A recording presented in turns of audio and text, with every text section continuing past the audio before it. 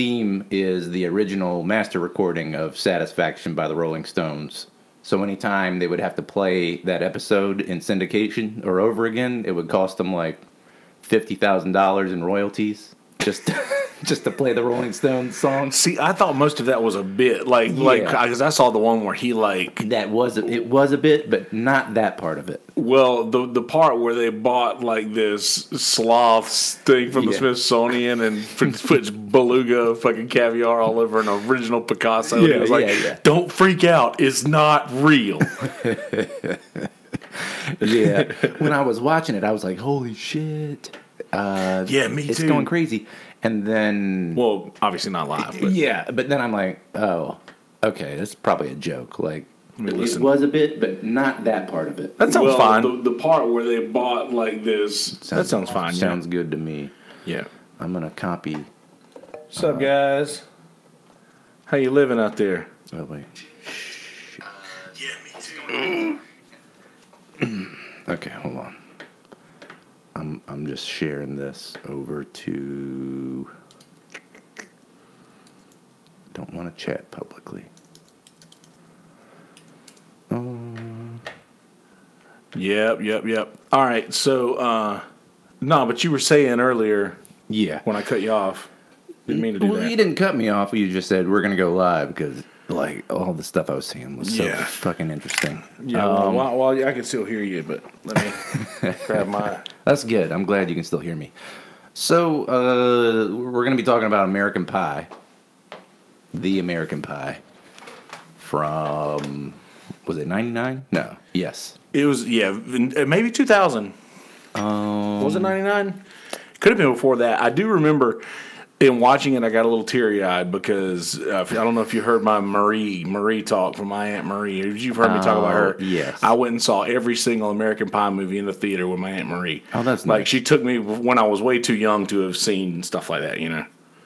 But doing well out there diving. How you living? All right. So good to see you. Anyway, yes, my Aunt Marie took me to see all of those, and I watched it again last night, and I just got a little teary-eyed in the very opening scene. Was just thinking about how awkward it was to sit next to my aunt while I'm watching this dude like beat off the fuzzy porn on TV. And to see his cock. Didn't mean to jump ahead. No, his cock's poking up out of his damn in the sock. But you know, and it's safer than a tube sock. The beginning of American Pie, such a strong opening, and I was just wondering as I was watching it, he's picking up scrambled porn, and I don't know that kids can understand it. You can explain it to them, and it's funny, right? But it's not a situation that a kid would ever happen. It would never ever happen today. They just go. If you didn't live it, you wouldn't get it. They just go on the internet and type in whatever the hell they want to see, and it pops up. And I was wondering if there was anything similar to older movies like Revenge of the Nerds and Weird Science and Caddyshack, yada yada, all the way back down those coming of age movies. Most of those stand up though, right? Was there anything in there that like not went over our heads, but that we'll never be able to appreciate, like generational humor or whatever? Yes. Because that was a drop in the pan, but when I watch it... I'm sorry, I'm listening to you. I just totally forgot to bring up audio. It's not a problem. Like I said, I watched this movie twice over the last 2 days and pulled up a couple of little thoughts about it. But the scrambled porn, it's just such a... timepiece. Yeah. There's only a few years which that joke is accurate. Yes, but it was so funny. So good. Something I did, I always tried to watch, like, we didn't have any channels like that, so I would try to, you could see like the outline of a boob, you could hear pretty much everything. Well, that was one thing where I was like... you know what? Hold on. Pornhub, if you're watching, maybe you should throw some scrambled porn videos up. Ooh. Pornhub's watching. Yeah. So that would be like a nice little nostalgia throwback. For our sure. generation would just see if we can pick up anything on This is episode 108, right? Not 7. Well, I don't know. Yeah, that would be a good thing for Pornhub to do. I'm going to record it as 108. It doesn't matter. Yeah. What it is. But yeah, dude, yes. The nostalgia was heavy in that one. For sure. And another thing that I noticed too was that was one of the first movies that used actual songs, like not songs that were written for the movie and the soundtrack. Like, yeah, it was not a lot of movies before that did like popular songs in the movie, right? Yeah. Did it seem that way? Because most other movies had like songs written for them, like for the soundtrack and things. Yeah, there's no original song in that. You have Jill Blink. wanted more. You got Blink 182 in there. With their little cameo, and there's a Blink 182 song during the only part that they're in. Yep. Wait a second. Where was that? Where did I miss that? At Stifler's party? No, they were watching, which is so fucked up. They're watching the voyeur cam when he sends it to everyone. Oh, man. Probably the most fucked up part of that movie. That was really fucked. That's the thing that wouldn't stand up today. No, but a lot of movies before that. You got your Porky's where the guys are watching through the little peephole. Yeah. Plenty of movies before that had nerds going on like a panty raid. Fuck. I mean... Yeah, a lot of shit wouldn't stand up today. But yeah... You know, it's them sitting around talking about, this girl's going to be naked in your room, so why don't you set up a webcam? Yeah, let's then we'll just watch her. Creeps. And fucking Smokehouse Shannon Elizabeth gets Nadia. naked. We couldn't remember her name. Shannon Elizabeth, though.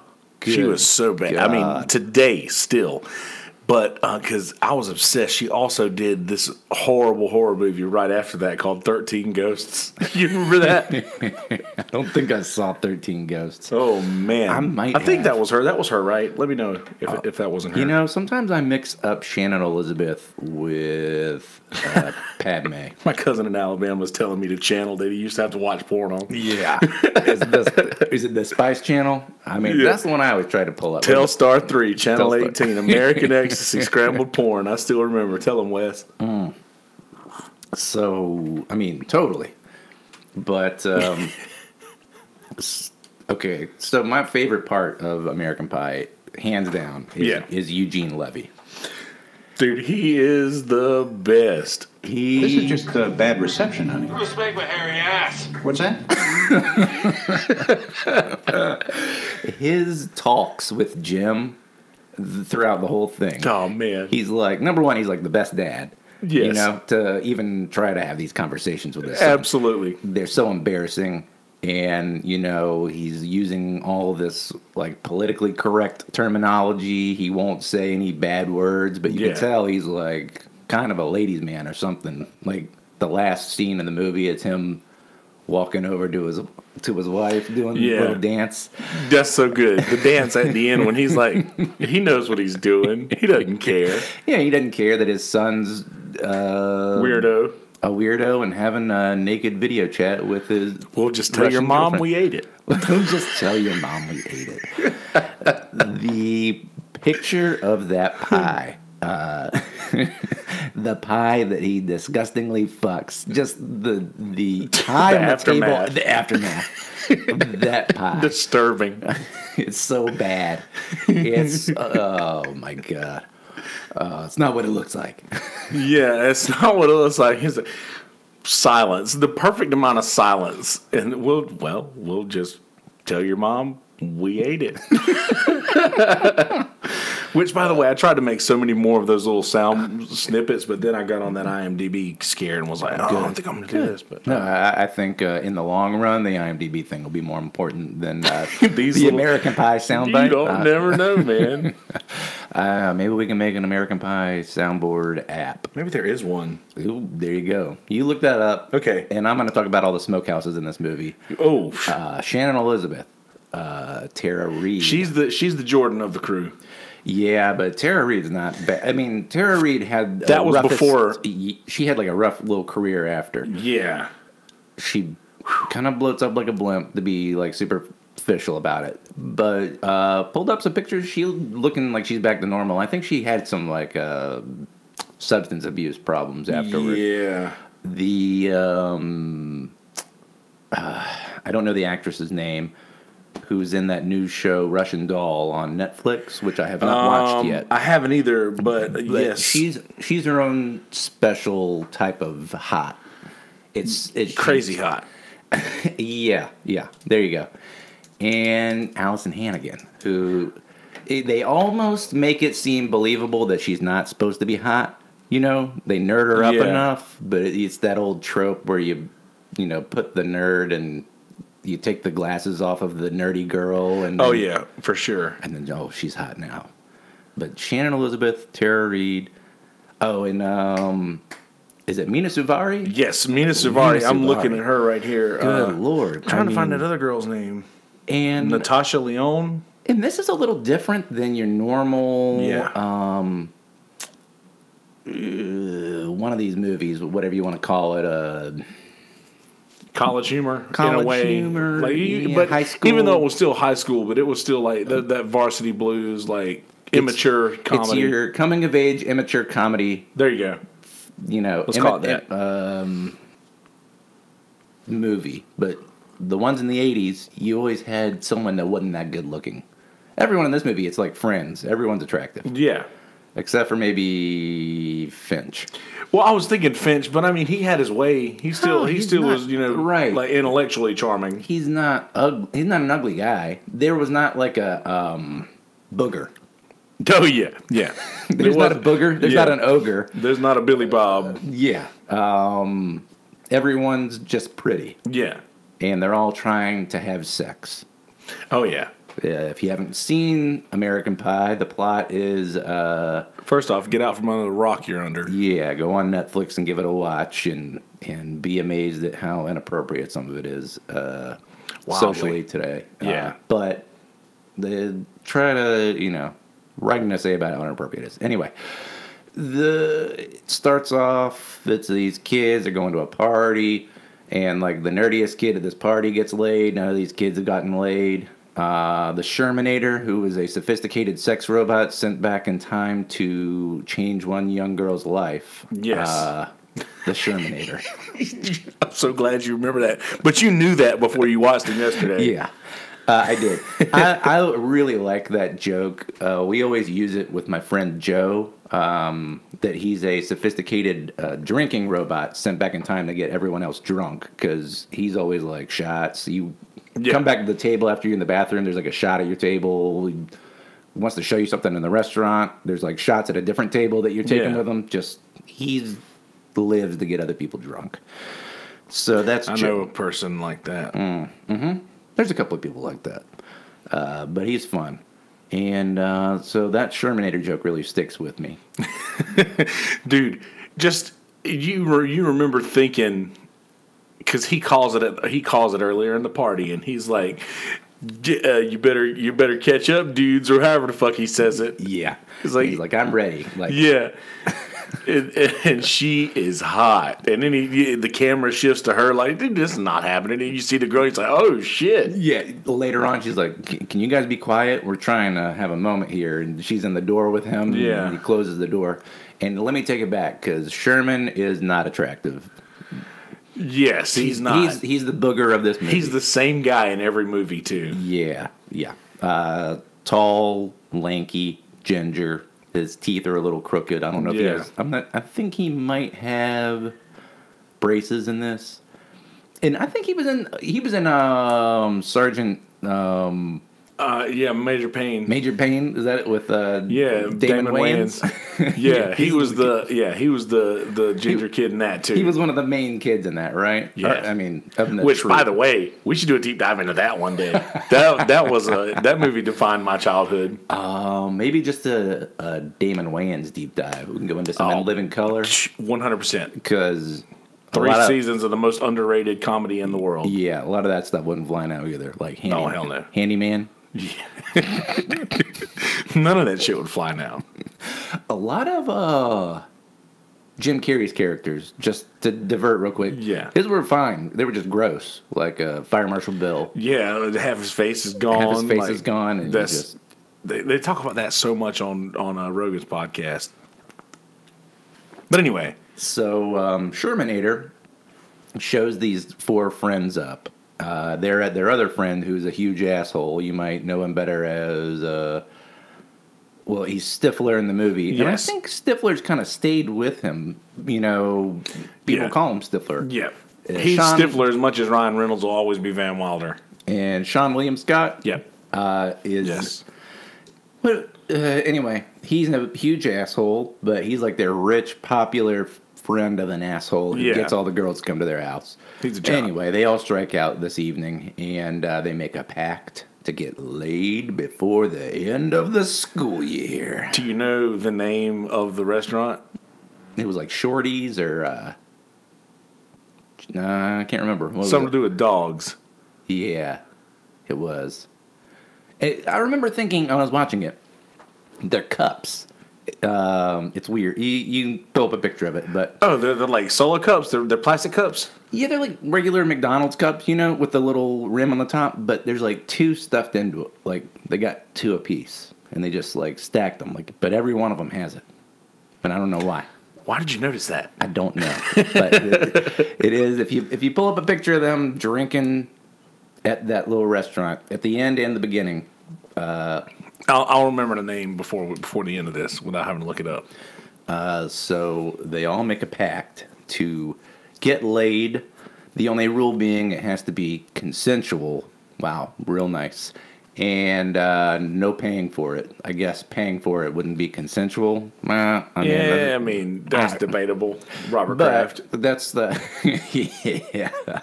God. What billionaire is going to fucking the Asian tub and rug? Well, there's a reason. There's a reason that he's a billionaire, man. He's, he knows where to save his money. Warren Buffett goes. You know what he eats every day? He either eats two sausage burritos, or a sausage McMuffin. Depending on whether or not stocks are up or down. Yeah, I remember hearing that. Yeah. Anyway. Yeah, I mean, maybe that's just his. Yeah, thing. that's his. He stays in his lane, so to speak. So, it's got to be consensual. Only one of them, you might know him better as the pitcher from what's the movie where he breaks his arm? Oh, Rookie of the Year. Rookie of the Year, because I can't think of the actor's name. I got him. Yeah, but it's like Kevin. I think his name's Kevin in the movie. He's got a girlfriend, Tara Reid. Thomas Ian Nicholas. Yeah, no one knows who that is. Would not have known that. But he's the pitcher from so there's like Rookie of the Year and Little Big League, and I always mix them up. Yeah. Just as the names. I know they're different movies. I know they have completely different plots, but they both involve little kids in the major leagues. Yeah, but Ray Charles is only in one of those movies. Is it Rookie of the Year? Fuck yeah, it is. Where is Ray Charles in that movie? Because the Rookie of the Year kid was in the Pepsi commercial. Oh, that's right. He's in the Pepsi commercial. You got the right one, baby. There's another title piece that wouldn't stand up for long because not a lot of people will get that reference. But I do like when they take the cast off his arm and he punches the doctor and the doctor says "funky butt lovin'." That's one of my favorite. Did he just say "funky butt lovin'"? That joke went way over my head when I was a little. I just thought that's a funny phrase, "funky butt lovin'." Oh man, I forgot about that part. Yeah. So this dude and Tara Reid are doing a lot of third base stuff, but they haven't hit the home run yet. Another guy, is it Kevin Kline? Yes. Yes. Is it Kevin Kline? Chris Klein. Chris Klein. Chris Klein. Yeah, Kevin Kline's much older. Yeah. Chris Klein is a jock who's Sean William Scott's buddy, and he tells a college girl he thinks he throws it up. Suck me, beautiful. Suck me, beautiful. Suck me, beautiful. And Stifler, I wish Stifler would have kept ribbing him with that the rest of the movie. It's so funny. Yeah, he only gets it once. Yeah. It's so worth so much than that. Yeah. So I much mean, more. If one of our buddies struck out saying that, I would call him Suck Me Beautiful. Forever. He would be SMB for short. No shit. God, that was so good. I was sitting here inputting shit in IMDb, and that part came on, and I literally was doubled over laughing at just Stifler fucking picking at him. Yeah. I started laughing when he actually said it because then I remembered that he gets picked on. Yeah. Only once though. Oh God, it was so good. Yes. So he strikes out, but the college girl tells him he's got to be more sensitive, and his idea of being sensitive is joining the choir to try to pick up girls. Yeah. And he has a nice little character arc where he actually stops being so much of a douchebag. He really did.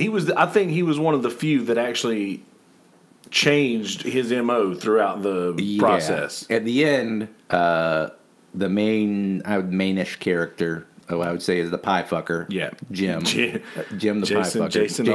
Jason Biggs, yeah. I tagged him on Twitter that we were doing this.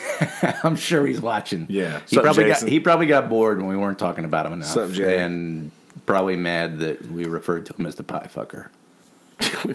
Bro, I mean, and another movie, like I see him. Him and Shannon Elizabeth are both in. I don't know if you watched it recently, but Jay and Silent Bob Strike Back.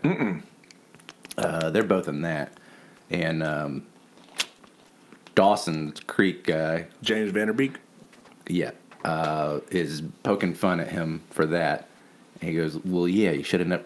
It's like, they always call me pie fucker. He goes, "Yeah, well, you fucked a pie." So yeah, well, shut up, Dawson's Creek. I mean, but no one's ever gonna forget that either. No, yeah, ever. It's such a monumentally memorable scene. And if you don't know, at the beginning of the movie, they're all talking about what a vagina would feel like. He asked them what third base would feel like. What third base feels like, and they say, and it's gross. They're just like warm American pie. Warm apple pie. Like McDonald's or like... Like McDonald's or homemade. Yeah. Here's the thing. Let's talk about this for a second. Yeah. You can't put that pie somewhere else. You can't go elsewhere with it. You can't get into bed and throw a towel down or something. It has to be on the fucking kitchen counter where you found it. Are there rules? Okay, well, so he's gonna leave it there, they're not gonna notice, right, or something. I guess he's gonna throw it in. Come on, man. I mean, but let's be fair. If he took it up on his bed, he's gonna make a mess on his bed. Okay. But at least then you won't get caught fucking a pie. I'm sorry. Maybe fair, I'm just much better at getting away with shit than other people. But the note says, "I'll be home late." Maybe his dad came home early. We don't know his dad's usual schedule. Yeah, I guess that's true. But also, yeah, and and I don't know about you, but once the masturbation starts, all my other senses are super heightened. Paranoid. You're like, "Oh, someone here." Yeah. It's and you're or you lock all the doors and my doors are locked anyway. But but see, and I did stop taping my phones though. I give them a show. I don't give a shit. I did stop taping my phone cameras because fuck them. Let them watch. I've got one of the all-time best O faces anyway. So that's what the NSA said. Mm-hmm. They tagged me. They talked. Yeah. So if you're listening, Pornhub, we know you're watching, and we just, in trade of our information and O faces, all we want in return is just fuzzy 90s cable porn. Yep, scrambled cable porn, please. Yeah. Someone's got to have a graphical algorithm that you can place a filter over an existing video and it just tears away at stuff. It's got surely.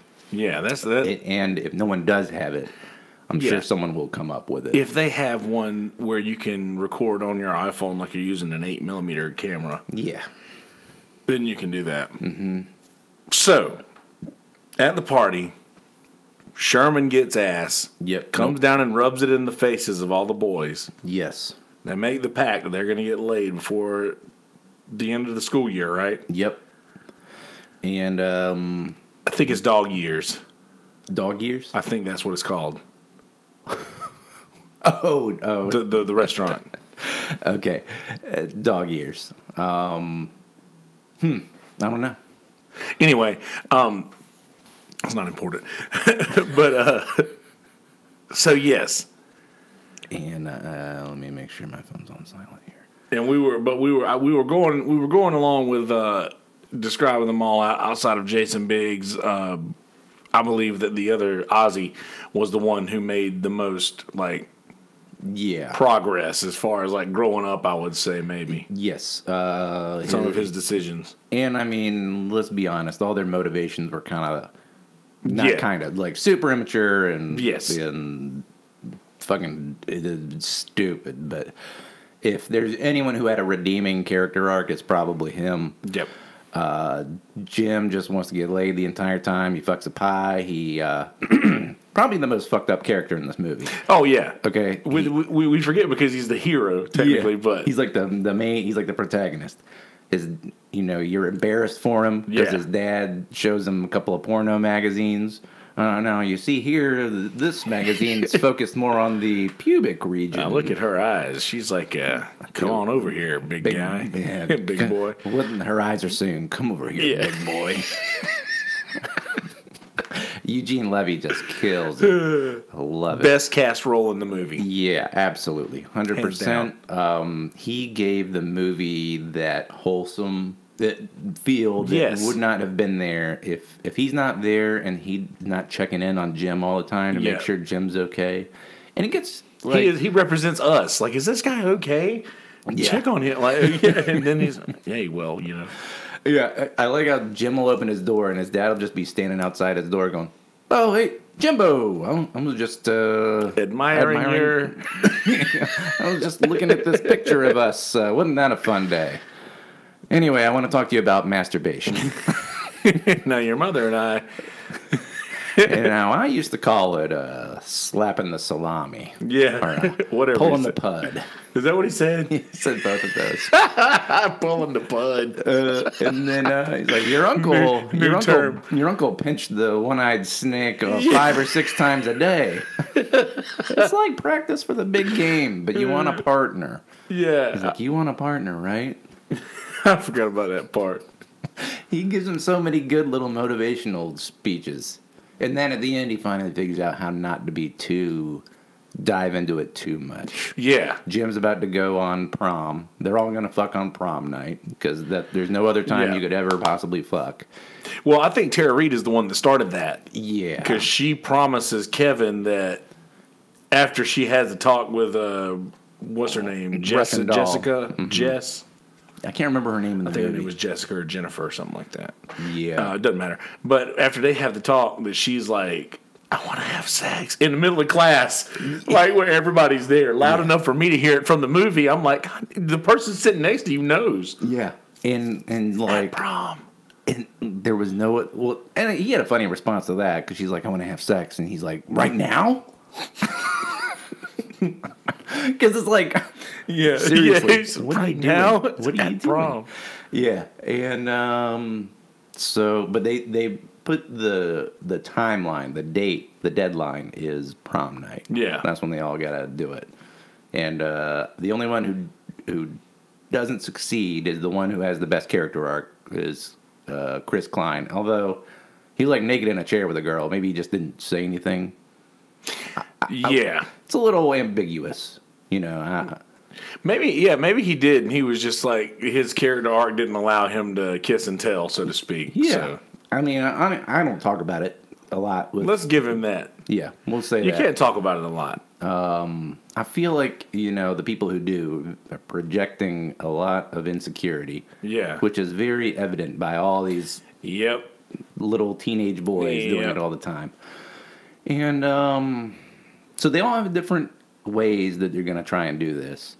I don't know what Jim's plan really is other than fucking a pie. He seems like the ultimate wing it character. Wing it. Oh yeah, he's just. I'm just going to wing it the whole way. Whatever happens. Because I mean, shit. After the thing happens with Nadia, the next time that he is even prompted, it's just this girl that's sitting next to him that just won't stop talking. Yeah, one time at band camp. And one time at band camp, she just won't stop. And God, she's so cute. She really is. Allison Hannigan previously was on Buffy the Vampire Slayer before Yes. this. And then after this went on to a couple of other American Pie sequels. Yes. And then How I Met Your Mother.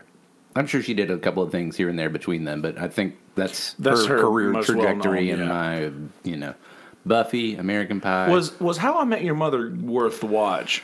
I actually never finished it. Like, I watched a lot of the episodes. Was it good while you were watching it, though? Were you entertained? Yeah, or was it was entertaining. But it although wasn't I hate the main character. Like, he's so annoying. Ted. Jason Segel? No, I love him. Him and Allison Hannigan are the best part of that thing. They're just like these two people, like, super in love with each other who have all these dumb little nerdy, geeky things that they know about each other. Ted's the guy that looks like Fallon, right? Yes. Okay. Dude, Jason Segel, I've loved him ever since fucking Freaks and Geeks? Yeah, man. He was great. I love all the guys in Freaks and Geeks. All of those people went on to do really, really good shit. And Linda Cardellini is one of the most attractive females on screen. Is that the one who's in the Marvel stuff? She's one of the S.H.I.E.L.D. agents? Is she in the Marvel? I think she might be in one of the Marvel. She was the hot chick in Grandma's Boy. Grandma's Boy. With I know Grandma's Boy. H. she John was the chick- Benjamin. yeah, and, the chick that came in with is that his name? H. John Benjamin. Oh, he's in that. He's not the main. He's not that guy. I can never remember the guy's name, the main character in that. I've seen him in so he's much in, shit. But he's in like every Adam Sandler movie. Yes. Right? Is he Happy Gilmore's caddy? yes. Yeah. And then he's like, I don't know what else. He might be in Billy Madison somewhere. He was in Waterboy. He was the... I'm sure he was. Yeah, he's in everything. He's like Rob Schneider with all those things. He's in all of the... Dude, Adam Sandler is probably one of the... And I know we're totally getting off topic here, and I'm sorry for that. But That's okay. I know we're getting... dude, Adam Sandler is fucking probably... As far as bringing your friends with you and like hooking all your people up and he's probably top dog. He's a solid dude as far in as that goes. Those movies aren't the best, but he's like, he made so much money off of his first like 4 or 5 movies. Yeah. He can just be like, all right, people are going to come watch this, so I'm going to do a movie about like 4 high school friends, and we'll just go on vacation and shoot a bunch of shit. Cool? And it'll be like we were kids and then we grew up and they're in our life. I don't know.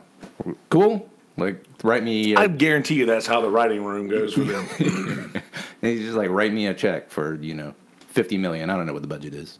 I'm sure it is something like that. And those 2 movies made a lot of money. Yeah. Was it Grown Ups? Grown Ups and Grown Ups 2. And then Funny People did well. God, Funny People was depressing as shit. It was, but man, it did well. Everybody went to see it just to see how bad. Dude, it was I've heard a lot of comedians talk about that and how accurate it is that comics are just like very hairline trigger. Yeah. That might be my favorite, although depressing. It feels like it's 30 minutes too long, that movie, but I do love it. Who's the fucking guy? Rich? Jonah Hill. But the guy who directed the movie, Judd Apatow, I believe. Oh yeah, that's a Judd Apatow. Yes, that's probably his best movie. All Judd Apatow movies are 30 minutes too long. That's a joke. That's a joke at the roast of what's his name, Pretty Boy in the Apatow universe, Freaks and Geeks. Help me out, Franco. Paul Rudd. Oh, Franco. At the roast of Franco, they said Seth Rogen was like, they were going to get Judd Apatow to direct this, but they didn't want it to be 30 minutes too long. Oh yeah. I think that he did this movie called Instant Family that just came out recently with Tom Segura, Mark Wahlberg's in it. I think that his wife, Amy Mann, right? Isn't that his wife? I don't know what her name is. I know she's in every one of his movies almost. I think she's the wife in this movie, but it's so good, man. I watched it the other night and cried like a fucking child. I mean, it was like heartfelt good. She's the crazy one in 40-Year-Old Virgin. Yeah, the one with the. I'm gonna put it in your truck. Put it in my trunk. Yeah. Anyway, sorry. Back to American Pie. I totally hijacked that with American Pie. I mean, Judd Apatow. there's really not too much more to American Pie. I mean, I don't think we should have a discussion that's actually longer than the movie itself. Yeah. But Finch, I would say least attractive, but the intellectual of the group. Yes. He's trying to get laid, but his idea is, he's got a plan. Yeah. And it's a clever plan.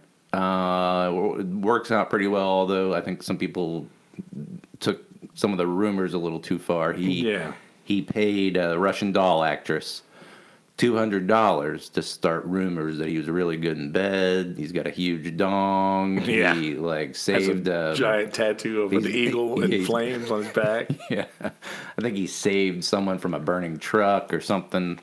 I might be making that one up. But so did they. Anyway, yeah. So the guys are like, "What's going on with Finch? Here, check this out. Do you know Finch? Oh yeah, he's got an eagle tattoo, right?" And then Stifler gets shot down for prom, and the girl says that, he must be still upset because Finch kicked his ass, and so he had the best reaction, by the way. He wasn't even mad. Yeah. He was like, I'm the guy that got his ass kicked. Anyway. And he calls him shit brick. And so he goes and he poisons him with some laxative. Yeah, some sort of. But essentially poisons him and shows him into the girls' bathroom where he ruins his reputation by taking the biggest, loudest poop. You gotta have some fart jokes, which was second only to Dumb and Dumber. Oh, yeah, that'll never be topped, ever. Jim Carrey putting that laxative in the coffee. That whole scene from beginning right there to him just. Oh yeah. Those are so good too. That scene would be. I could watch that scene on repeat for the rest of my life probably and never get old. I put that on Facebook and Twitter yesterday. I watched this just podcast with Joe Rogan, Tom Segura, and Joey Diaz, and they were just telling fart stories, how they farted on somebody and just blew it in their face or whatever. And just, I miss a time when you could just sit around and tell a good fart story. Because there's nothing it'll never not be funny. Jeff Daniels probably makes one of the best faces while he's shitting on the toilet in that thing too. You can tell he's a good actor. You can tell he's a good actor. His face is so strained and tired, and just. I'm sorry, it's just so funny. And by the way, I heard that Aaron Sorkin may be doing a reboot of Newsroom for today. Nice. And I hope that, and I'm pretty sure that Olivia Munn is the one who leaked this. So obviously there's talks. Olivia Munn's Sloan Sabbath. She plays one of the hot girls in New Girl. She's in a few. In the show New Girl? Mm-hmm. I haven't seen that. I know you were talking about whether or not you should watch it. I think it's pretty good. You know what I started watching the other day? What's that? From the beginning? No. Seinfeld. Oh, yeah. It's not bad. I fell asleep. That sounded like a Seinfeld joke. Did you watch Curb Your Enthusiasm? Yes, but only I didn't watch it in order. But I didn't feel like you needed to. But there's a lot of connectivity in the seasons. You need to watch one season at a time. Yeah, all the way through, in my opinion. Because it's still going, right? Yeah, they did one season last year, the year before, and it was fine. It wasn't amazing. If it would have been the first season, it would have been oh yeah, this is really good. But it's kind of the same shit over and over again. Well, that's Larry David. Yeah, Larry David pisses a bunch of people off, gets into a weird situation, but it's kind of relatable. I don't know. I would kind of am I an asshole? Because it doesn't seem like he's the hugest asshole, but Yeah, that's what he wants to create, right? That's all he wants to create, right? yeah. I remember when they were talking about, I think this was early in the first season, maybe, where they built a stage, they built the Seinfeld set, and then they were going to spin it around like the man behind the show. He said, "Yeah, get rid of the curtains, get rid of the. Yeah, I don't like that. Let's go ahead and get rid of that. So you basically just want a room with nothing. Yeah. I could see Mr. Bill doing that. Oh, Mr. Bill, I want to get Mr. Bill on this podcast. I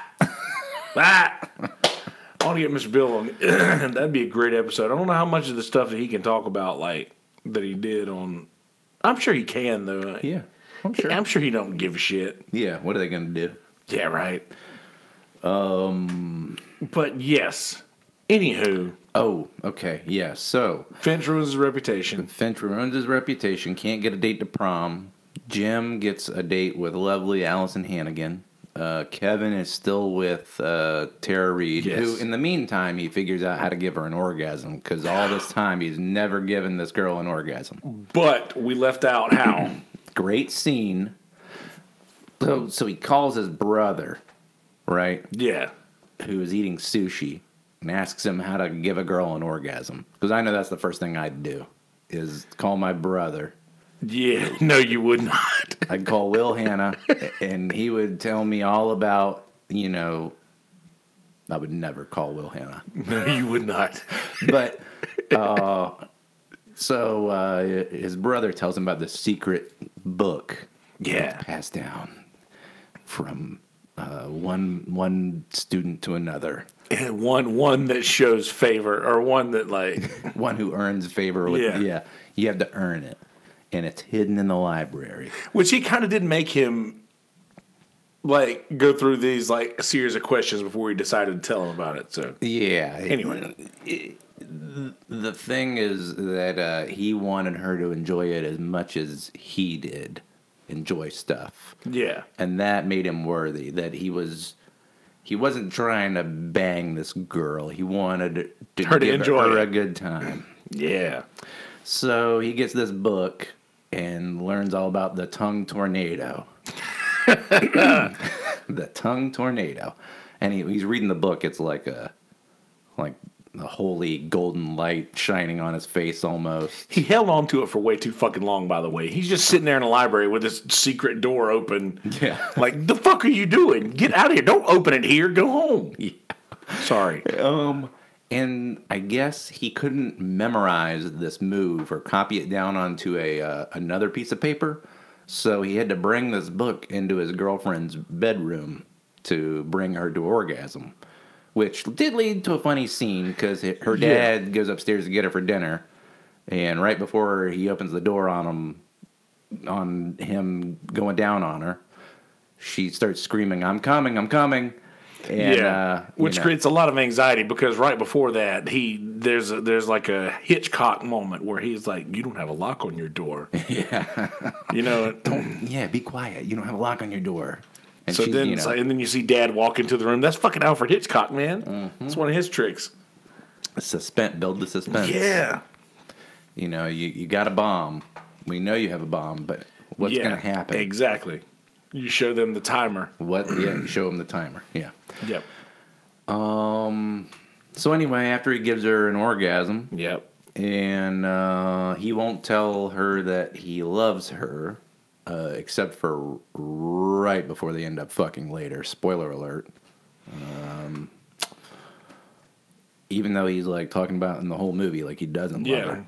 So he's like the shittiest character. I think kind of like he's kind of shitty. And tell them what they want to hear. Yeah, and he gets shittier in the next movie too. Which we don't have to go into the sequels, but he's all like, we got to make this the best beach house ever, and And he's all about like copying his brother too. I guess he really liked the book, so he wanted to copy his brother's summer vacation.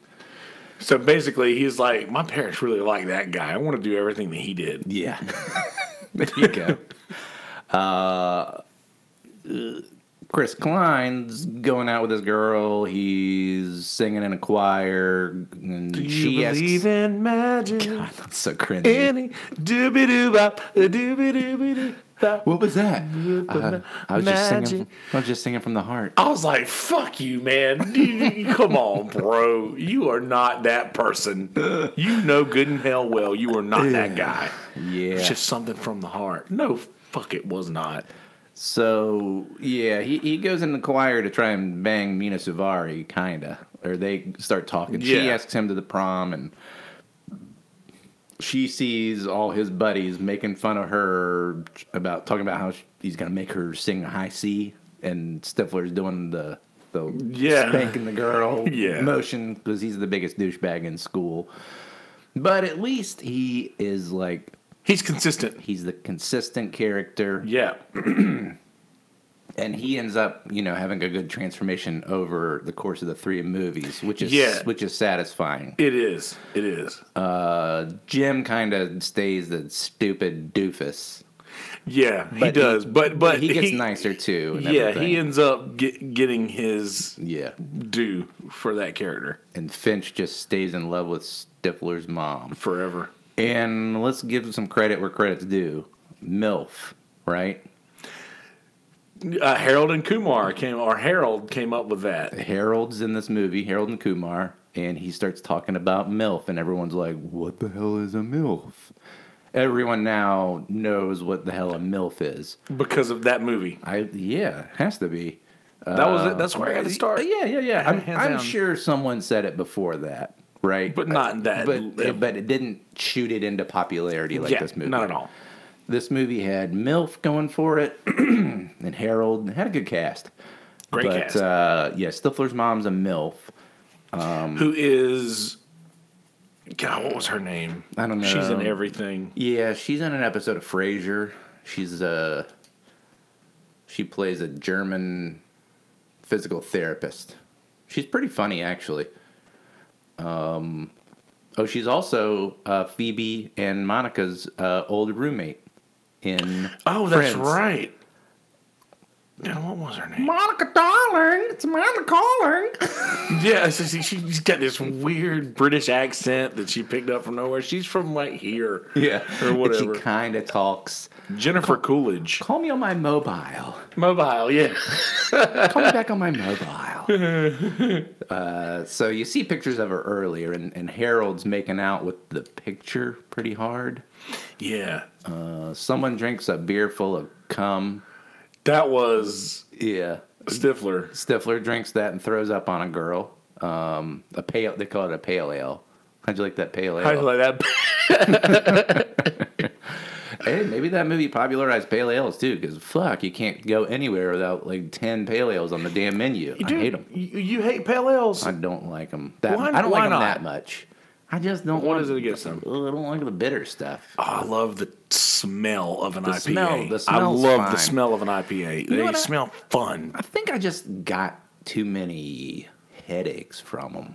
But it was probably because of Joe, the robot sent back from the future to get me drunk. It was got like a 12-pack of Dogfish Head 90s or something, and I'm like, oh Jesus, that's a different story. Mm-hmm. Anything more than the 30 is unnecessary. I think those really because I liked them. I would drink the hell out of them, but then delicious. The next day my head was splitting.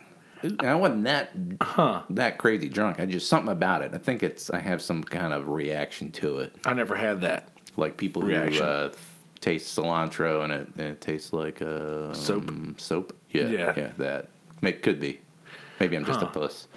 But anyway, I liked pale ales. I actually didn't drink a lot of beers because I believe it or not, I could drink a bottle of Rumple and be fine. Yeah, but if I drank one beer, I was done. Or if I veered off of Rumple anyway, like I could be fine. Like I would just be a more loud, entertaining version of myself.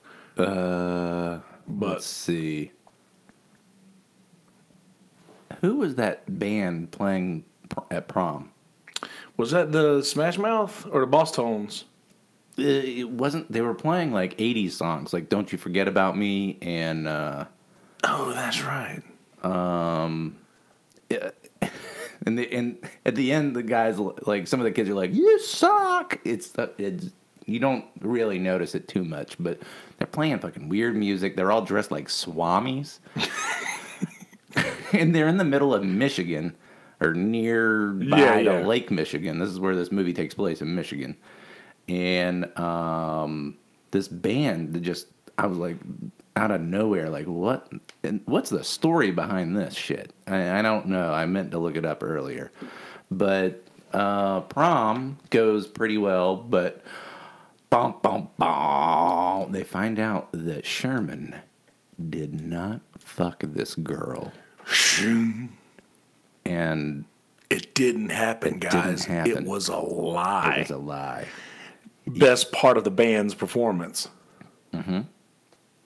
Oh, I mean, I was just leading up was finding out that Sherman didn't get laid because the girl who apparently he fucked at the Stifler's party interrupts the band and gets on stage and says on the mic in front of everybody, "I did not have sex with," what was it, Sherman? I did not have sex with something Sherman. Chris Sherman, whatever his name is. He goes by Sherman. And mochaccino. Yeah, that's what it's called, a mochaccino. Just drink your coffee.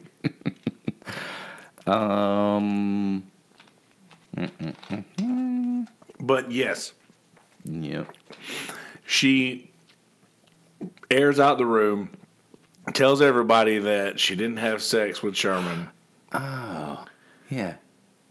Just real quick, we were talking about Rookie of the Year's brother. That's Casey Affleck. Yeah. Yeah. Just realized that. I was like, that guy looks really familiar, but in, I guess right after that, he's in, or right before that, Good Will Hunting. That was 98. Yeah. Or 97. 97 or 98, yeah. Yeah. Shannon Elizabeth billed second in this movie, by the way. Like, when you watch it's Jason Biggs and then Shannon Elizabeth. She's in very little of this movie. Yeah, but she was the part that counted the most. I got Stifler's mom second and her third.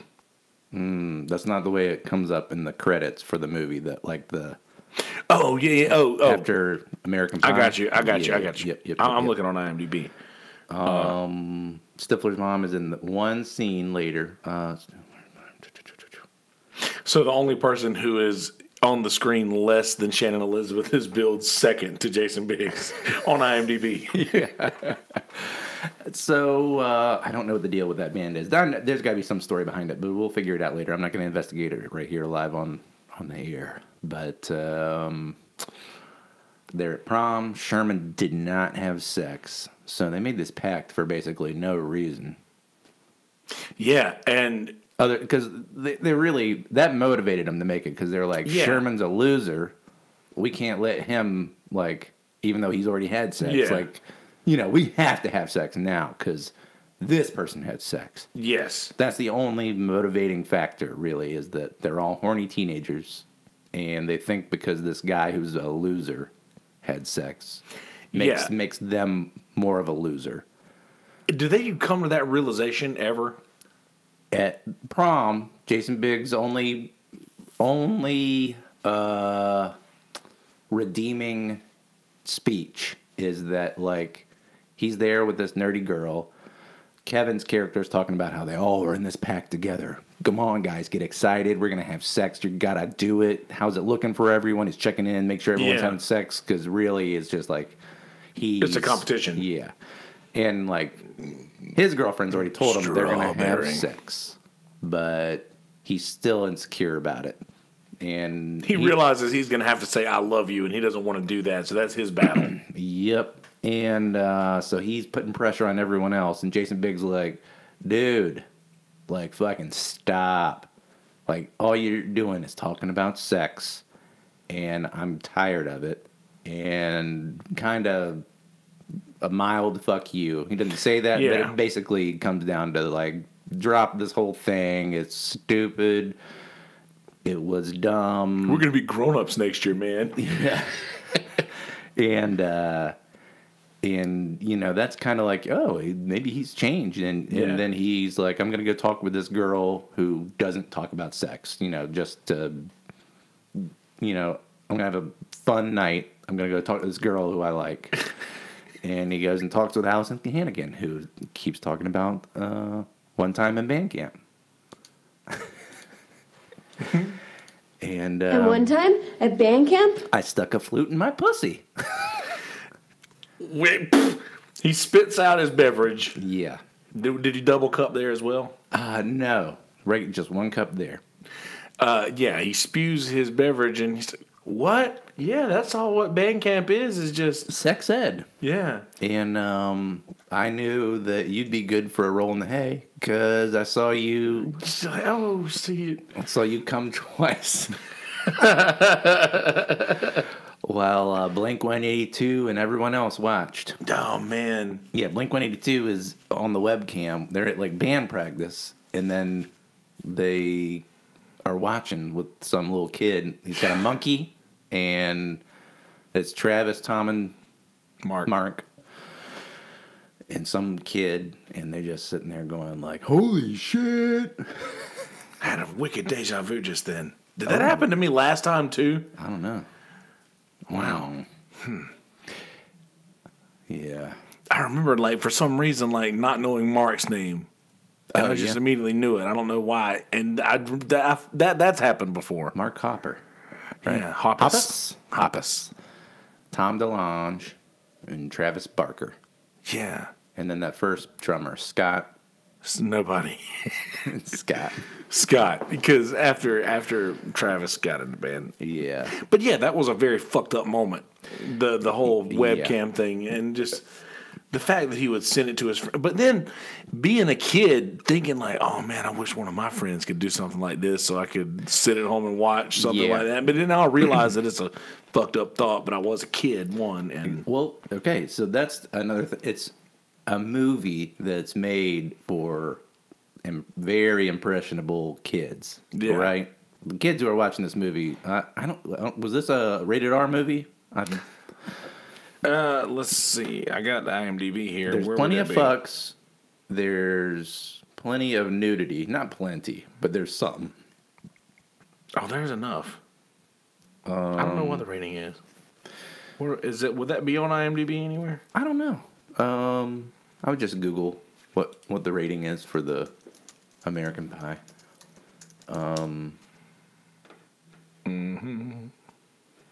But anyway, there's some impressionable kids watching this movie.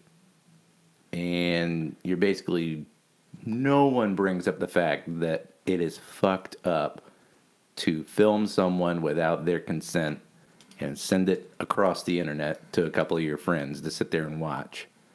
And it was R-rated. There was an unrated version as well, though. Yeah, so it was rated R. But I mean, how old were you when you went to you saw it in the theater with your aunt? But I had to see it. My aunt had to buy my ticket because she was old enough. But you did go see it. Like, you were the target audience. Yeah. And basically, they said, "Oh, they got me." They're like, "Hey, here's the thing you can do. Get on the botnet, whatever fucking stupid internet thing they had, and what Michigan school." In 1999, has every one of their students' email addresses that you can accidentally send the link to? I don't know. Because that's what happens. He sends... Yeah, accidentally sends it to everybody. To everybody in the school. So, like, what school is collecting your email addresses in 1999? I don't know. But it made for a funny... Like, everyone sees him acting like a dumbass on camera. But you find out, as a watcher, you find out that it got sent to everybody in the school right before Jim walks into the room. So he doesn't know that. And he doesn't know it. He's the only one that doesn't know that. He thinks just his, 3 best friends are watching. And, which is still fucked up, but everyone's watching it. There's girls watching it, laughing at him, and he ejaculates prematurely twice. But here's the thing. He had Shannon Elizabeth naked on his bed. Yeah. And she was not upset about that. About him, like... Yeah. Well, yeah. I mean, So later on, like at the end of the movie, he's video chatting with her. Yeah. So, and obviously she would know since she got kicked out of the country. Yeah. Her sponsor parents or whatever, she's a foreign exchange student, and they send her off after this incident. Jean. The most unattractive thing about her.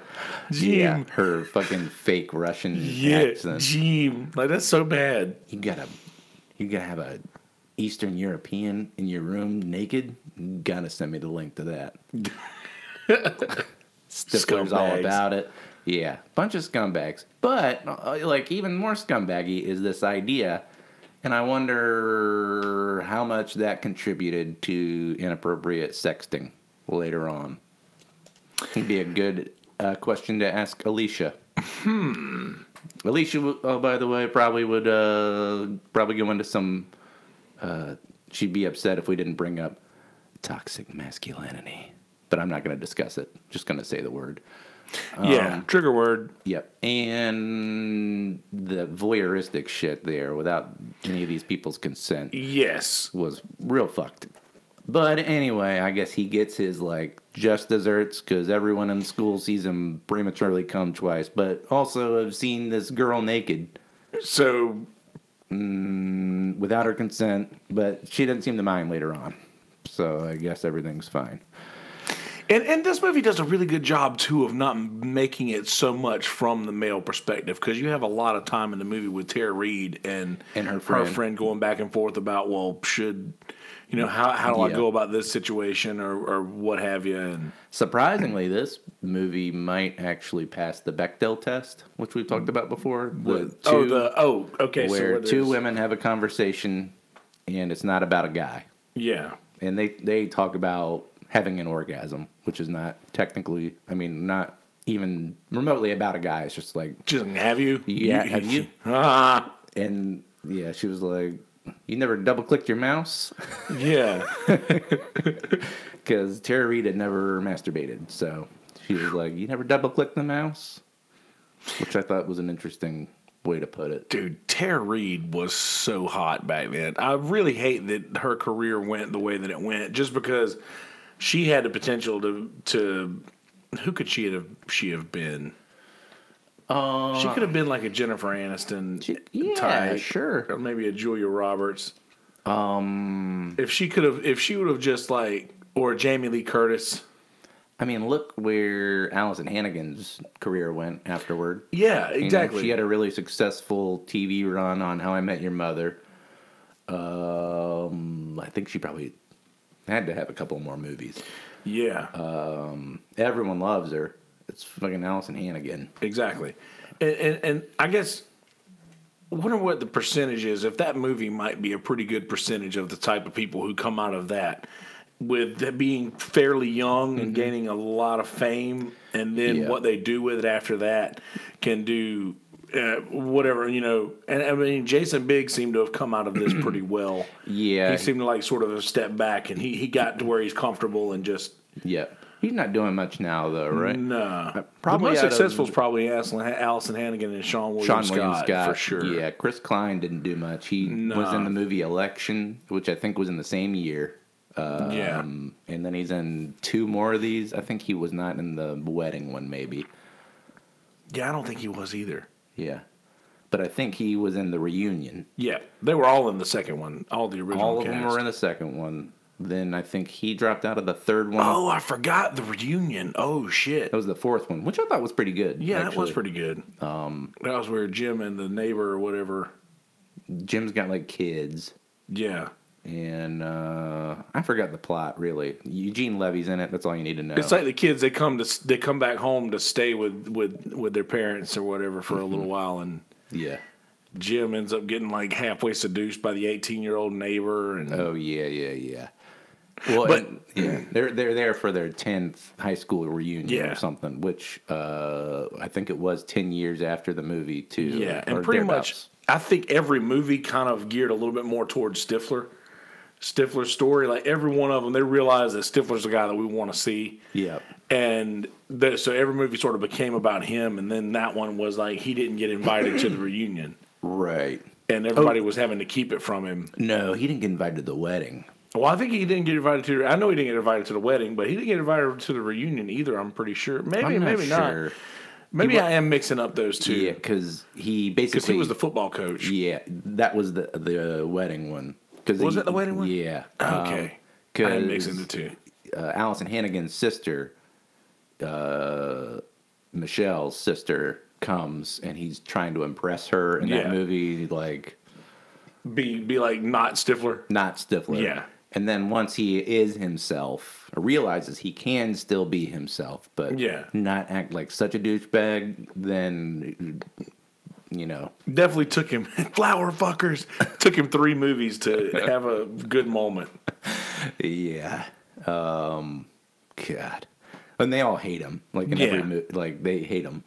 But they finally start to like him in that movie. I think he accidentally fucks the grandma or something in that one. In the wedding? Yeah, that's right.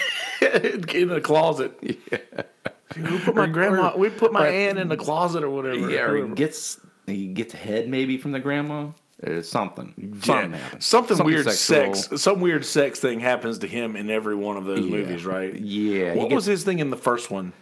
Drinking the beer cum. Okay. The second one, he gets pissed on from the balcony. Yeah. The third one, I think he gets a beeger from the grandma in a closet. But he also gets inseminated.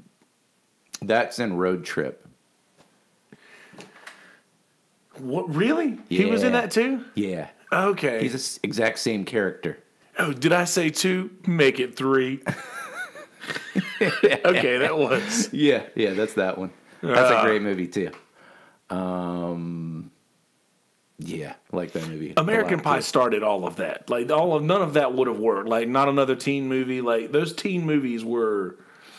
Yeah, that was the beginning of all of that. And I would even say over the Porky's and all of those things. I think that this is a different set. There were a lot of movies like this, but it started kind of a renaissance of new teen gross out movies. Yeah, this did. Because there was a gross out moment in like all of it. There's a pie fucking. There's his cock in a sock. Well, safer than a tube sock. I only pulled like 3 things out of this out of the whole thing. Safer than a tube sock. Well, safer than a tube sock. I love. Speaking of Eugene Levy, did you ever see that movie, A Mighty Wind? I did not see that movie. I've seen him in a lot of other movies by the same director. I love the Spinal Tap guys. The Spinal Tap guys. Yeah, it's great. I believe he's in pretty much all of somewhere. Them. I think he's in all of them. Yeah, and the Dog Show one, Best in Show. Yeah. Mighty Wind. Is that the one about the little town? No, that's the one about folk music. Okay. And there's one about a little town, I think. But I can't remember. Yeah, I don't know what that one is either. I didn't see that one. I saw the other 3 though. Yeah. But dude, I think there's one we're missing too. But Mighty Wind was the best one out of all of them, if you ask me. Well, Spinal Tap's on a level of his own, but Christopher Guest is hilarious. But yes, the advantage that Mighty Wind had was Jane Lynch. Oh yeah, because she's fucking great. Yep, in everything, and an ignorant slut. Yeah. Maybe one of my favorite. That was very prescient of. Oh no, it wasn't Chevy Chase. That was Dan Aykroyd, right? Or was it Chevy Chase? They're interchangeable, aren't they? In that moment, I'm thinking they're interchangeable. But I'm thinking it was Chevy Chase. And if it wasn't, then this comment loses all its meaning. It's kind of prescient that he would call her an ignorant slut, and he ends up being such a stupid asshole later on in life, and like everyone hates him. You ignorant slut. I'm pretty sure it was Dan Aykroyd, now that I'm thinking about it. Jane, you ignorant slut. Yeah, that was Aykroyd, wasn't it? Yeah, I'm pretty sure it was Aykroyd. I think Chevy Chase was the voice of Jaws. Right? Delivery.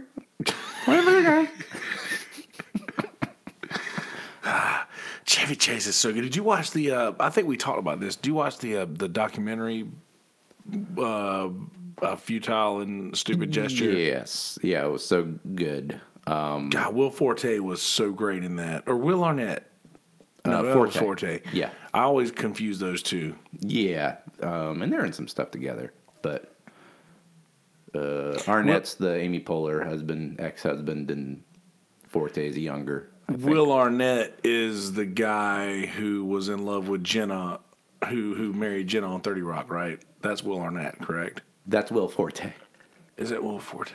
Will Arnett in that is Jack's rival, who's gay. Yes. That's actually the guy that I was thinking about when I said that. But yes.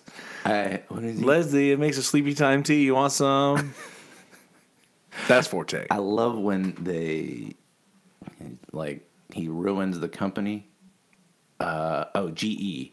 Yeah. And he's like, I sold the E from G&E to Samsung. They're Samsung now. I gotta go. Same song. Such a stupid joke. But yeah, 30 Rock is so good. I like the behind the scenes esque of it, which was very, very entertaining for me. And talking to Marshall about the Page program, he's like, dude, a lot of CEOs have gone through that NBC Page program. Like a lot of people who are like in charge of, not CEOs, but like a lot of people who are in charge of things at NBC went through the Page program. Like it's a very prestigious. Like that wasn't just made up for the show. I mean, Kenneth becomes the president. Yeah. God, it's so good. He's so eternal. I text Joey. I was like, hey, man, I finished watching 30 Rock. He was like, start over. Yeah. So, yeah. I mean, really, you catch so many jokes. That's the second time around, you always catch the beeliners. Yeah. I'll say American Pie is good in its own way, but I didn't catch many new jokes. Yeah. It's just the same kind of nostalgic jokes. But then again, we've probably seen it so many times to where you'll catch everything. Yes. But yeah, I'll still catch a new one from 30 Rock every once in a while and be like, whoa, I didn't see that one. That's real clever. I'm that way with Parks and Rec. Because even if it's just a facial expression, somebody doesn't say anything. It's just like you see their face in response to something you didn't realize that they did. I was like, exactly. Yeah. Usually Andy. Yeah. Fucked something up. He's so good. Yeah. So at the end of American Pie, yep, everyone's gotten laid, or Chris Klein their says compensation. He hasn't. Yeah, and you'd think, them all going through this together would make them all better people, or not? I guess not. I guess you wouldn't. But so Jim's like, what would they say? Man, it's gonna be so different now. He goes, or it's gonna be so different next year. Yeah, everything's gonna be different now. You mean because we all had sex? It's like, no, because we're done with high school. And it's like he's still thinking about fucking all the time. Yeah. Finch bones Stifler's mom, the MILF, which is the ultimate.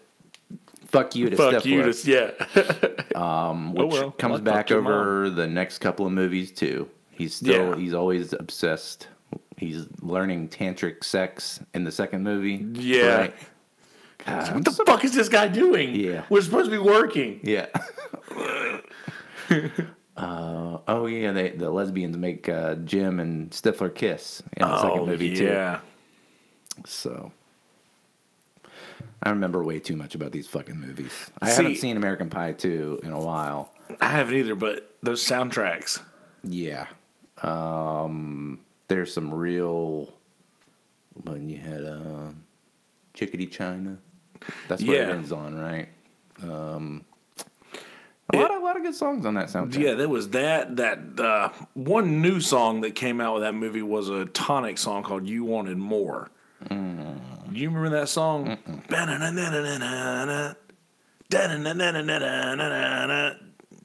Love is tragic, love is wrong. You would always do what you were told. Oh, yeah. I do know that song. 'Cause you wanted more than I could get, more than I could handle. I was in love with that song. I still am. It's not over. But yeah, anyway, that was I really enjoyed. I find it that a lot of the things that I watch, when I go back and watch things again that I really liked when I was younger, I'm like, fuck, this is so dumb. Why did I like this when I was a kid? But that one stood up. Like, I was like, shit, I still laugh. I bent over double laughing. Yeah. Suck me, beautiful. Because it's such a thing you would do to your buddies. Yeah. It's so relatable. I think the writers. I think the writers didn't realize how popular Stifler would be after, like how much people Relate to that character. Yeah, or just knew someone like that. Oh, yeah. It was like everyone's older brother who picked on him, basically. So everyone was like, "Oh, it's fucking Stifler." Well, he never calls Finch his name. I don't think in the entire series. I think he's always Shitbrick. Shitbrick. Yeah. Fuckface. Shitbrick. Yeah. Same with Ozzy. I think he called Ozzy fuckface a lot. And so, speaking of like this being monumental, I think this was the first gross out teen comedy that was rated R. Yeah. So that had boobs and it had fuck and shit and pussy. Yeah. Said by kids who were technically not old enough to be speaking like this. Yeah. I think it had all of the 7 words that you're not allowed to say on TV and radio except for the C word. Oh, the C word. I guess I've listened to Bill Burr too much over the years. The C word doesn't bother me near as much as I think it should. Yeah. We'll stay out of that one. Yeah.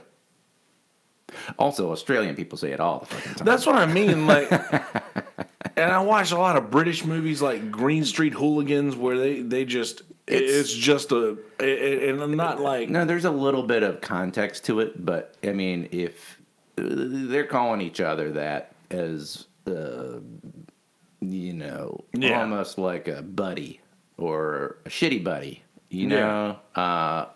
but the connotation over here for the last 40, 50 years has always been the C word is like you're a bitch, like an awful bitch. That's the connotation of the C word here. When you call someone, that's like. But what if they're a real one? I'm not going to say it. One of my favorite jokes from Arrested Development is they have a boat called the C word. And they're talking about it, the C word, like SEAWARD, the C word. And the mom overhears them talking about the C word, and she's like, I know what that means. I know you're talking about me. Like, it's like, oh, right, the C word. Got it. Funny. There's a lot of good, you should watch that. Lots and lots and lots of good wordplay in that one. Arrested Development, that's Andrew Santino, right? He's in that. Who was Andrew Santino? The redhead guy. Hardcore ginger. Not that he might be in. I am not. The main cast is Will Arnett, David Cross. I can't think of Michael's real name right now. Portia de Rossi, Michael Cera. Damn, what's Michael's real name? Anyway, funny. Is that guy in it? I don't think so. I heard him say it. I heard him. He might be in a later season. I heard him make a reference to Arrested Development the other day, and I was listening to his podcast, and I tweeted something, and he liked it. And cool. Yeah, and I was like, the thing that I tweeted was hilarious. It was like, white people love to get mad about things that other people aren't aware that they should be mad about yet.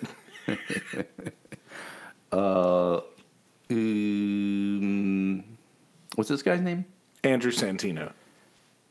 But yeah, that's a funny show. I just started watching it again, and it still holds up. First, how many seasons are there? Are they still going? Yeah, the final season drops they did the shitty Kimmy Schmidt thing where Yeah. they split up the last season into 8 and 8. I don't like that. I hate it. Just don't do that anymore, Netflix, because I think the whole last season of I Kimmy lost Schmidt interest. was good, but if you stopped it in the middle and it was like, what? You can't leave this hanging. I don't mind the way Sabrina did it, the way that they give you a season and then they release like a Christmas special. That's and then, fine. Like, give me something to in between. Like, throw me a bone in between so I don't have to wait months. I approve of that. But the splitting of a coherent season up I did in not the like middle, that. it's awful. I hate it. So they did it for this too, and I hated the first half. I love Ellie of Kemper, this by the thing. way. Who's that? Ellie Kemper. I love her. Oh yes, absolutely. God, she was so hot. There was this one episode of The Office where he is in it. There's this one episode of The Office where she dresses like a hipster with like the hat and the glasses and like just it was the hottest thing I've ever seen in my life. It's me, Aaron. Yeah, it's me. She was helping some old lady do something or whatever. Well, she was trying to be the hipster, and she was hanging out outside to draw more people in, and she like camped out beforehand, and she was dropping all this hipster lingo to people. Yeah, and she was like, I really enjoyed seeing Zoe DeChannel at the Coachella Music Festival. It was tight. I really liked it. God, she was so hot in that scene. Yeah, she had a little See, am I like degrading by saying, "Gosh, she was so hot in that scene"? Is that degrading? I mean, people can be pretty, and it's not degrading. But if it gets to the point where I'm like, "Oh my God, I would do ungodly things," then it gets a little creepy. You can get creepy with it, yeah. But acknowledging that someone is pretty or beautiful is not in and of itself. But should I use those words, beautiful and pretty, or am I degrading by saying hot or so fucking hot? Because she's also like funny and like so many other things. You're not her. I think at some point you have to level it out. I'm to the point where I'm having those thoughts though. Like when you get to the point where you're like, is what I'm doing, like I was even texting one of my friends Alexa the other day back and forth about just some crazy things, and I was like, have I gotten too inappropriate yet?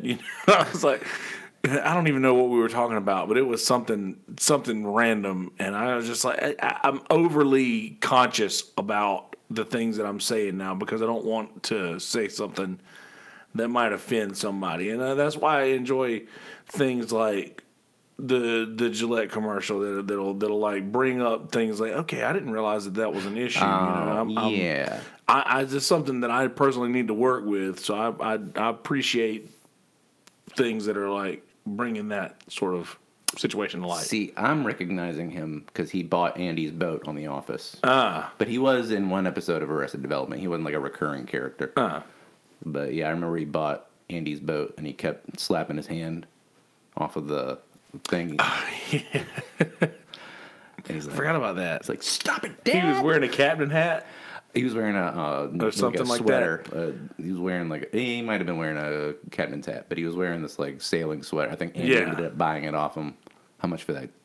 How much sweater? For that sweater? So, but yeah. So that's how it went. Cool. Yeah, that's how it went. American Pie. American Pie. Pieces of American Pie, which is named after the feeling of a lady's vagina. Second base. See, that felt dirty. Yeah, it was awful. When they did that in the movie, I cringed. Yeah, like that felt dirty. But when I was like when I was a little shitty teenager, I was like, yeah, right. I know what he's mean. I know what he's talking about. I know what he's talking about. I've never seen a vagina in real life, but they're gonna do sex till their butts fall off. That's a Michael Swaim joke. He's got a rap song. They're gonna do some sexy, funky butt loving. Michael Swaim's got a joke about, or a song about a dude that knows nothing about sex, has never had sex, but he makes up this rap, and it's called "Let's Do Sex Till Our Butts Fall Off." That's pretty good. Yeah, it's pretty funny. I stole that joke from him. But anyway, so I got a lot of cool shit coming up on the podcast in the future of this month. Tell a lot us of all really cool about it. things going on. I think Jamie the future Deluxe of this month? and the future of this month. That's tomorrow. Yeah, right. It's right now, and it's right now, and it's also Right now? yep. You got it. The future is now, ladies and gentlemen. But Jamie Deluxe is going to be coming back Sunday. I think I'm not 100% sure. I think we're going to try to do another rerun or a redo rather on that one, and that's going to be going down on this Sunday, probably after the 6 o'clock hour, and the following Wednesday. I just did this last night. I just got this lined up last night. I think the following. Scott Mann. Me and Scott Mann are going to be doing an episode Wednesday at 1 o'clock. Man, oh man. Man, oh man. Who is now, I think, on IMDb, the top billed. I think he's the He's got the most appearances. yes, I think so. But it hadn't updated to. Must be after Kelsey Hudgens. Oh, yeah. Yeah. Well, I didn't realize. Can I appear on the show as a different character just so I can have an acting credit as a different character instead of as himself? Yes. Okay. Why not? All right, I'll think of something. But yeah, as of right now, if you open up the podcast on IMDb, it says Kelsey Hutchins, Scott Mann, Seth Scalera. I got a great idea. Yeah. I'm going to show up as Sherlock Holmes. Ooh. And then, when people click on Sherlock Holmes, because it's a popular character to click on, I'd come up as a person under Sherlock Holmes. All you have to have is the hat and the pipe. The hat and the pipe. I've already got that coat, kind of. Yeah, that long coat. That, I believe, is a show that I could watch on repeat forever. Yeah. And the episodes are so long. I love that. I love more content. What the BBC did with Sherlock, with Benedict Cumberbatch. Yeah. And Martin Freeman. So good. So good. They're probably the best. Now, Robert Downey Jr. and Jude Law are doing another movie. Okay, now they were good too, very good. But it's different. Yes, it is. That's more humorous. That's more of a comedy in a way than Sherlock was very serious and like. And then one of the worst movies ever, apparently, is Will Ferrell being Sherlock Holmes. Yeah, I don't even want to watch it. I'm gonna have to watch it. I'm gonna have to. I'm gonna have to. It's gonna be awful. But you can't not. The only thing is, I hate to watch movies like that, and it's like putting too much salt in something you're cooking, or putting something that tastes bad in something you're cooking. Like, you can't take that away. Once I see that, I can't unsee it, and I don't know whether I would just rather have not seen it and that those two on-screen's relationship stay intact in my mind. Well, or John C. Reilly is such a talented actor, actually. Yes. Did you watch The Lobster? No. He's very weird and good in that. That's a weird movie. When did that come out? Was that recent? I think it came out 2-3 years ago, maybe. Could have been as many as 5 years ago, but I think it was just 2 or 3 years ago, maybe 2016, 2015. And it's about a society where if you're not in a relationship, you get sent to this place where they teach you how to be in a relationship. And you Sounds like an episode of Black Mirror. Yeah. And you get so many days to try to, you have like, they'll give you 90 days to try to get into a relationship. And once you start dating, you go into this different part of the hotel and you date, and then you eventually go on this cruise. And if you survive the cruise, you come back and you get married and you go off and you live away. So Colin Farrell comes to the hotel with his brother. Colin Farrell. Okay. And his brother is a dog. Because what happens is if you don't get into a successful relationship, they turn you into an animal. But it can be any animal you want. So The Lobster. So he wants to be a lobster. That would be a good idea. Not John C. Reilly, Colin Farrell. He's the main character. John Yeah. C. Reilly's a guy who has a limp at the place. And so he's hoping he can find another lady with a limp because that's something they could have in common. Yeah. It's just weird. It's bizarre. Oh, another part is that you get extra days. There's people who will run away from the hotel, and they go out hunting for them. So if you catch one, you get a day added back on to your time. That's a good thing. Yeah, so you can stay. So there's like this one lady who's never come close to a relationship, but she's really good at hunting. So she's been there for like years. Huh. Yeah. It's a weird fucking movie, but that's kind of the synopsis. Might have to check that out. I do like John C. Reilly. He was good in Gangs of New York. Yep. He's good in this, too. It's a totally weird, different thing. Walk Hard is probably one of the greatest music documentaries of all time, even though it's fictional. Because you got him and Kristen Wiig in that. Yeah. Someone was telling me that Walk Hard is actually the best because it lays out the formula for every other Yes. other kind of music movie ever that there ever was. And whenever you watch any of the other ones, you'll always think about, oh, well, this is the part Yeah. that they didn't walk hard. That was Play so it ridiculous. again faster. I just love Tim Meadows in that fucking movie talking about marijuana. Man, you don't want none of this. I think I might. I gotta think I do. Oh no, man. I don't Well, wanna- no, I don't want nothing to keep me up too long. Yeah. Well, I don't want anything. I don't want to get addicted to anything. It's not habit addictive. forming. Not habit forming. That's how he says it. Well, I don't want to go broke. It's the cheapest shit you can buy. Well, I think I might want to try it now. Okay. He's doing cocaine. He's like, well, what are y'all doing in here? Willie or Dewey? This is cocaine. You don't want nothing to do with this. Oh, well, I don't want to. He's like, turns all your bad feelings into good feelings. It's a nightmare. Tim Meadows is good. So, what else you got going on? Yeah. So I've got that. We take the best diversions. Yeah, but I don't That's think the at any best part. point there's any downtime in it. Yeah. There's always content. I've got Jamie coming Sunday. Next Wednesday, I've got Scott Mann. We're going to be talking about Walk'em Getaway Festival and all sorts of good things that he's got going on with that.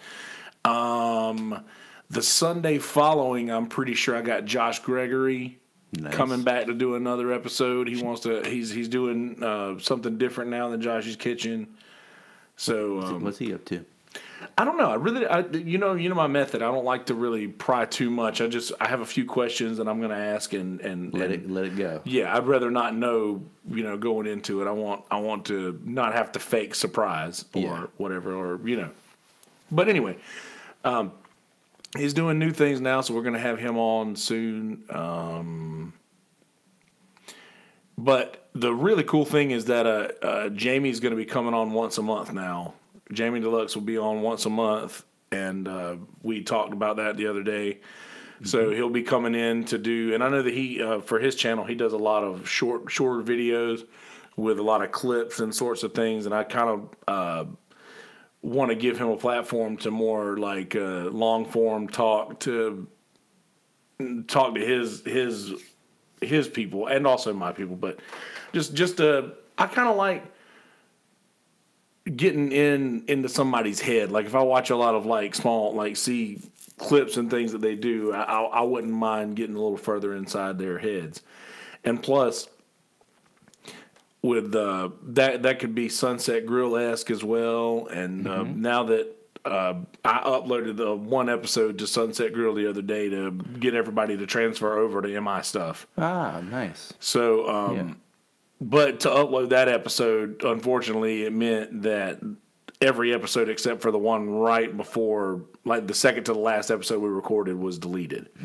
So there's only 2 episodes on there right now, which is the one we recorded last and then the one that I just put on there. And I hate that, but it's getting to the point now to where it was going to cost extra dollars to keep both channels going. And now that I'm getting to the point to where, and speaking of which, if you guys, if the Lord has laid it on your heart at all, we have a GoFundMe page out there that we're raising dollars now to get the podcast upgraded, which you can see right here, Patrick. If I don't, I mean, but on my screen, I'm low on storage. Like I'm 88% used on my my Podomatic. So once this fills up, we've got a couple of months of leeway for episodes, but got to get that upgraded, guys. got to get the upgrade, and it's like $40 something a month, which is going to cost almost like $500, which a year. And I'd rather do the year thing to save the money. Yes, Yeah. but Well, let's get a countdown going. and also 100% we should do that. Yeah. But I give producer credits to any donation. Any donation you will get you a producer credit. Donations over $50 get you executive producer credit. And you get on IMDb as an executive producer. Yes, and you are then on IMDb as an executive producer. How about that? Which is legit. How about that? Speaking of how about that, Dr. Phil was on Joe Rogan yesterday. Talked about all that. Oh, Dr. Phil. My only news vessel is Joe Rogan. You know, was just looking around today. There's only 2 people alive from Gilligan's Island. Henry Winkler and... He wasn't on that. That's Fonzie. Oh, Jesus. Happy yeah, Days. you're right. Fuck.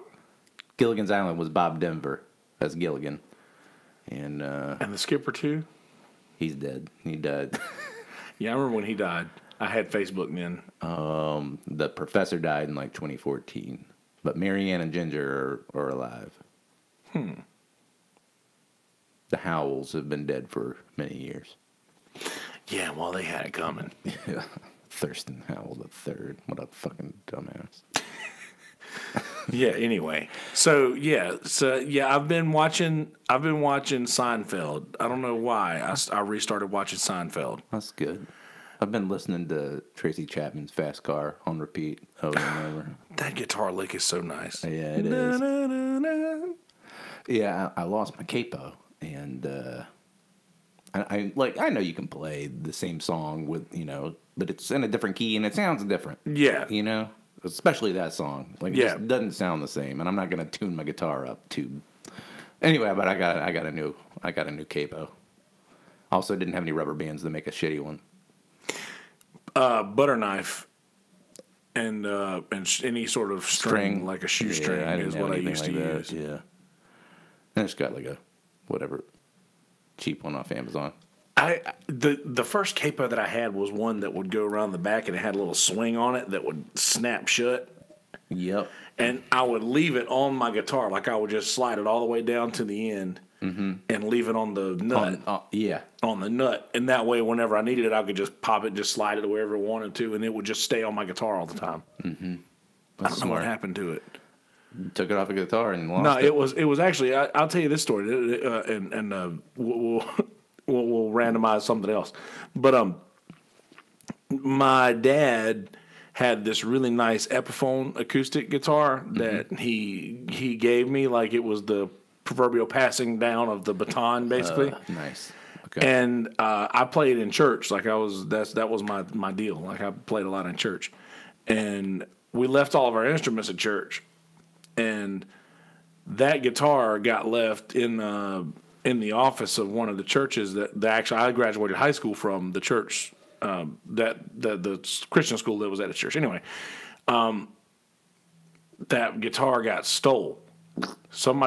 We know who stole it, and I'm pretty sure that we know exactly who they are. And they were just a person who was a guitar player that tried to get into the church band but had like drug problems and such, and they were just really kind of. That sucks. Yeah, we know who did it, but I lost the guitar that my dad and then the first electric guitar that he bought me. That was my fault. I pawned it. Ooh. See, I was going to say you should have checked the pawn shop for that Epiphone. Well, by the time we realized that it was gone, it could have been because I remember the last time I had it, it sat in the same spot. I sort of had an office at church in a way, and like basically just a place where we stored all of our musical equipment because we were in the youth praise band, and then eventually in the senior praise band. So we had like an office at church. Gibson makes Epiphone? Yep. Okay. And Fender makes Squier. It was back in it said Epiphone by Gibson. Gotcha. So it was like when they had first bought. Gotcha. It was like a really nice, Yep. really nice guitar. And guy's name, I don't even care. His name was JT. Damn it, JT. Calling you out, JT. Yeah. His real name was. Yeah, shithead. You piece of shit. You know, he's like, oh, and I just changed my name because I ain't going by that old name no more because I've been saved. And I hate it when people do that. Oh man, I hate it when fucking people do that. There's a good deleted scene on The Office. Yeah, and it's Ryan versus Kevin. So you know how Ryan has that, like, he comes back, he stops doing drugs. Yeah. And he's like, you know, that guy I used to be. Yeah. Did a lot of stuff, you know. Hit Kevin's rear view mirror. You know, that guy sucked. I hate that guy who did that. Yeah. And Kevin's like, wait, you knocked my mirror off? That was you. That was you? He goes, yeah, like, it used to be me, man. Yeah. But now I'm Ryan 2.0. So, like, that's not me anymore. Yeah. That was some other guy. Yeah. And Kevin's like, visibly confused. Yeah. Like, you're still talking about you, right? Yeah. Like, you did that. Anyway, it turns out he tries to get him to pay for it, like, another couple of scenes, and then he's asking if anyone's seen his sunglasses. Kevin's like, I think I saw him in the kitchen, and they're, like, in the toaster oven. Yeah. And then it just shots back to him. Yeah. And he's like, I didn't do it. It was Kevin 1.0. Got him. The Office was so good, but that's a fucking commitment, man. It took so long to watch all 9 seasons of that. Yeah. I enjoyed them. Even the last ones. They were just different, but... That's one of the main reasons that I haven't started watching Frasier yet. Love Frasier. There's just too much. It's so good. Because there's 11 seasons of Frasier? It only has about 11 fewer episodes than Cheers. Yeah, but Cheers was a commitment too, man. Like, I know. That's what I'm saying. Do you remember how Cheers was running my life? Yeah. Frasier will do the same thing. Oh, man. Because the jokes are all about... It's like... Oh, Frasier and Niles are pompous assholes. Yes. And you connect with the dad, the everyman, who's making fun of them the whole time.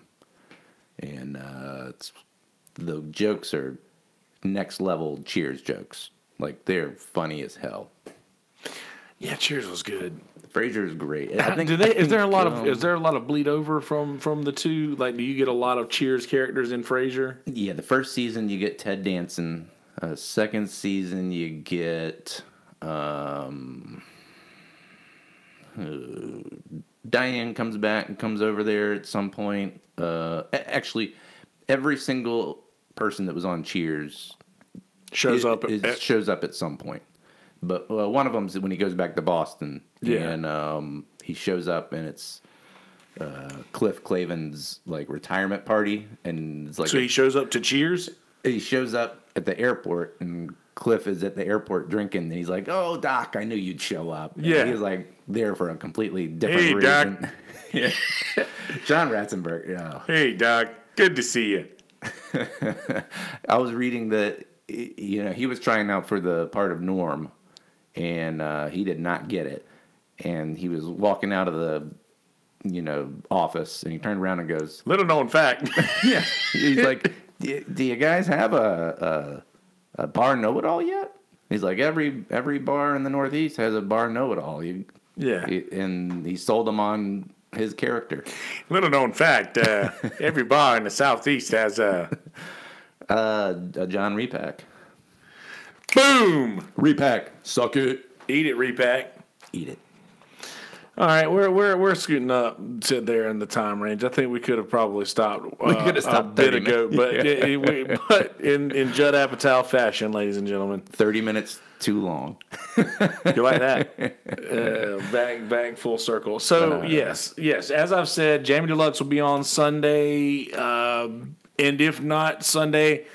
We will be doing a redo of the YouTube thing. So far, it's this Sunday, but he's committed to once a month, which is going to be a very good thing. Awesome. For this channel, and for it's going to mean good things for him being able to talk long form. Me, you, and Alicia talking about the death penalty at some point. I was actually gonna. That was the thing that I was getting to. We're a couple of weeks away, but I want to put this out there. I'm putting together a panel. And I think that 3 is a panel, correct? Counting myself. Yes. Like to have, I know that you and Alicia have to be part of that because that just for legalities. We'll get Will too. Could we get Will, Hanna? You think? What did he? He said, how much does it pay? He sent me those text messages from the Super Bowl. He's like, I can do it tonight. Yeah, me too. And he was like, and you're like, okay. I was like, yeah, okay. How about 8:30? Yeah, Right. we'll start right at the Super Bowl, and then we'll take a 30-minute break. And Yeah, I was we'll like, how about continue. we could take it? Yeah. He's like, great. Yeah.